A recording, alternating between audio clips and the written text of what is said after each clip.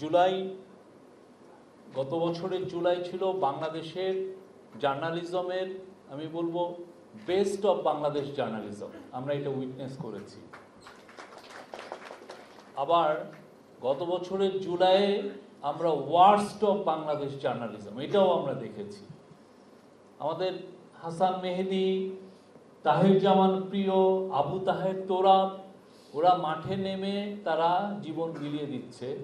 আবার একপাল শকুন গণভবনে যে বলছে এদেরকে খুন করছেন না কেন আপা।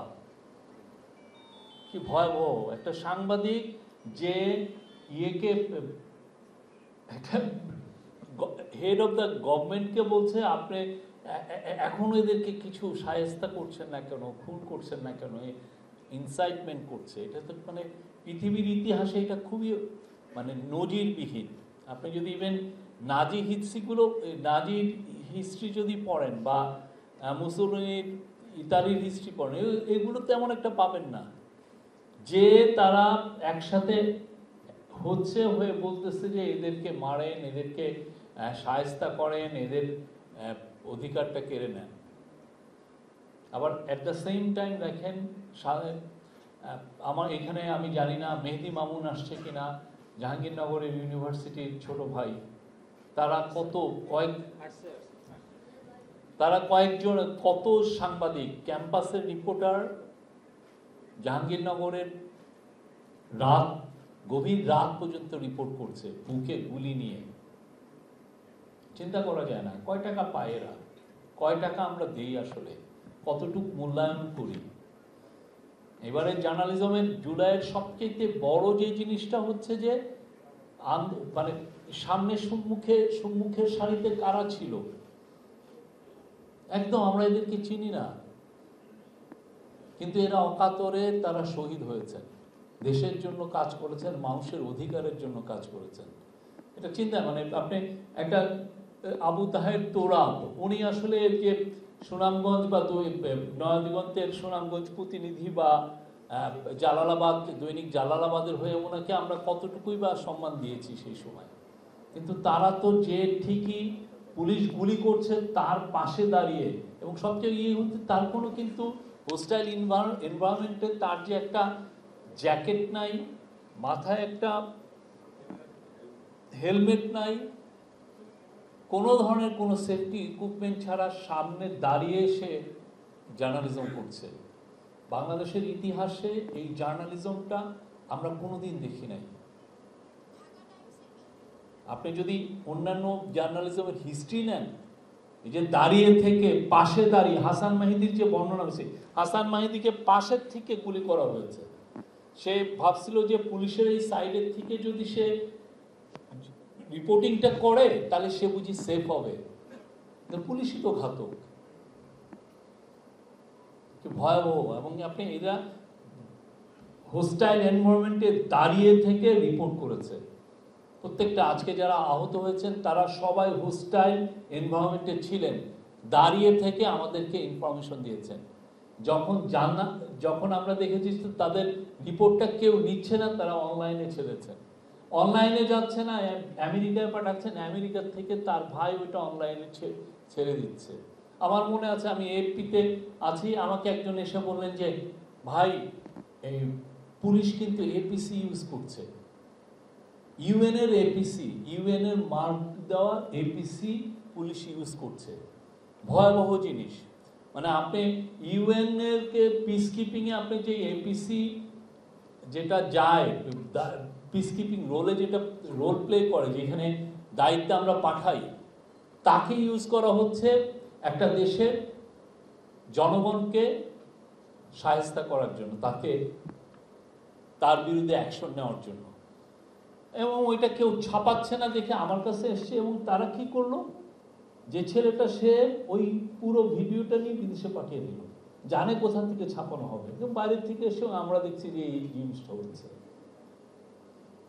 মানে এবং এই সাংবাদিককে আপনি চিনেনও না, এরা কিন্তু প্রেস ক্লাবের থেকে এসে মানে আমি ইউনিয়নের লিডার বিশাল, আমি বড় বড় এই সাংবাদিক কিন্তু না, বা একটা পত্রিকার অনেক বড় এডিটর তা কিন্তু খুবই সে মাঠের সাংবাদিক, মফস্বলের সাংবাদিক, সে রাস্তায় সারা জীবন রাস্তায় ছিল, রাস্তায় দাঁড়িয়ে প্রাউডলি সে তার নিউজ কালেক্ট করেছে, এবং তার আশেপাশ দিয়ে বৃষ্টির মতো গুলি ছুটতেছে, তার আশেপাশ দিয়ে বৃষ্টির মতো রাবার বুলেট ছুটছে, টিয়ার গ্যাস খাচ্ছে, কোনো তার সেফটি ইকুইপমেন্ট নাই, কোনো হেলমেট নাই, কিছু নাই। আমার মনে আছে আমরা একটা সময় আমরা আমাদের রিপোর্টারদেরকে, আমাদের কিন্তু হেলমেট ছিল, এএফপির হেলমেট, আমি তখন এএফপির ব্যুরো চিফ, আমাদের হেলমেট ছিল, আমাদের সেফটি ভেস্ট ছিল, আমাদের মোটামুটি গগলস ছিল, সেফটি গগল ছিল। তারপর যেই পরিমাণ গুলি হচ্ছে, আমাদের হেড অফিসের তো বললো কোনো যাওয়ার দরকার নাই, আমার রিপোর্টারের সেফটি, আমার ফটোগ্রাফারের সেফটিটা ফার্স্টে।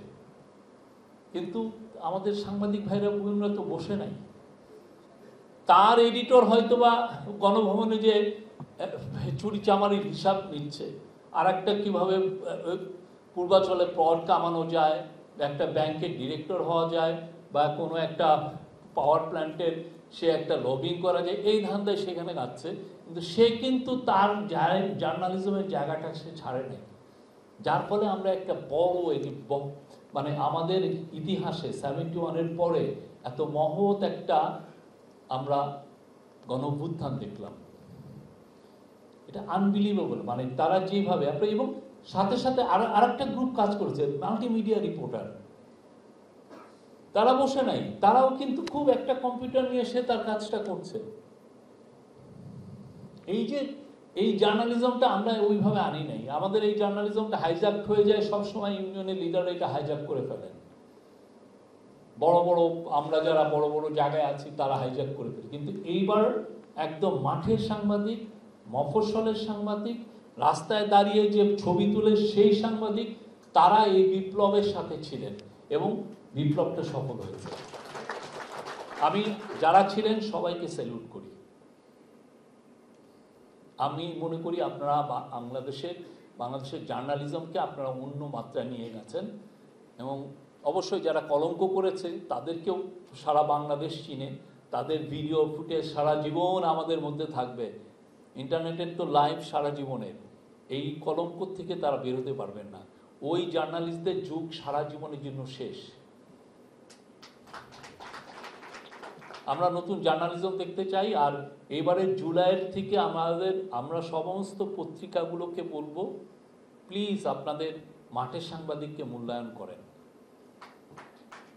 প্লিজ আপনার মফস্বলের যে সাংবাদিকটা আছে দেখেন সে আসলে কত টাকা পায়, তার একটা সেফটি ইকুইপমেন্ট আছে কিনা, তার একটা ভেস্ট আছে কিনা, তার একটা হেলমেট আছে কিনা, তার একটা গগলস আছে কিনা, তার টিয়ার গ্যাস থেকে নিজেকে প্রোটেকশন দেওয়ার কোনো কিছু আছে কিনা, একটু দেখেন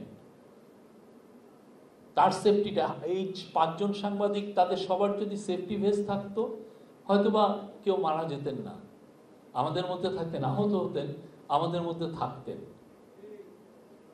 এই জায়গাটা আমি আপনাদের সবাইকে যারা এখানে আছেন, আমি সবাইকে বলবো, প্লিজ সেফটির জায়গায় কোনো কম্প্রোমাইজ যেন আমরা দেখতে না পাই। আমাদের ইউনিয়নদেরকে বলবো সেফটির জায়গায় আরো জোরে সোরে বলেন। অনেক পূর্বাচলের হিসাব কিতাব করেছেন,